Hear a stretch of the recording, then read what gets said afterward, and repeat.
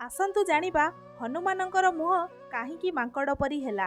रामायण अनुजाई गौतम ऋषिंकर पत्नी अहल्या देवी जड़े पतिव्रता नारी थिले, किंतु तांको स्वामी जेतेबेले तपस्या को जाइथिले तांको सौंदर्य रे मुग्ध होई सूर्य और इंद्रदेव तांको स्वामी रूप धरी तांको सतीत्व को नष्ट करथिले, किंतु देवी अहल्या एहा जानि नथिले।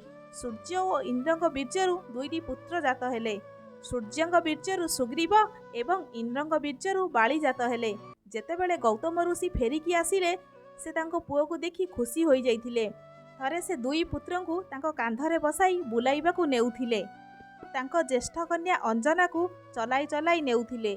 एहा परे अंजना को पाद को पीड़ा हेबारु से तांको पिता को कहिले, आपण जारज संतान को कांधरे बसाई नेउछंती किंतु निज झियो को चलाई की नेउछंती।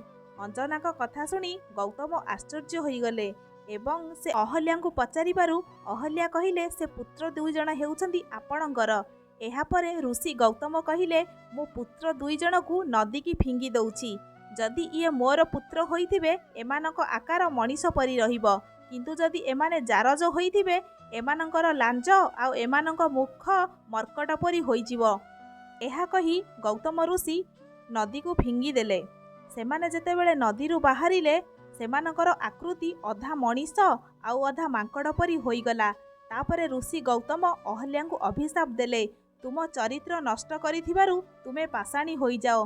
किंतु अहल्या पाषाण हेबा आगरु तांको झियो अंजना को अभिशाप देले, तू जेपरी मोर पुत्र मानकु अधा मनीष आउ अधा मर्कट करिछु तोर सेहीपरी संतान जन्म हेबो। सेथिपाई अंजना जेतेबेले हनुमान को जन्म देले तांकर अधा शरीर मनीष आउ अधा मांकड़ परी हेला।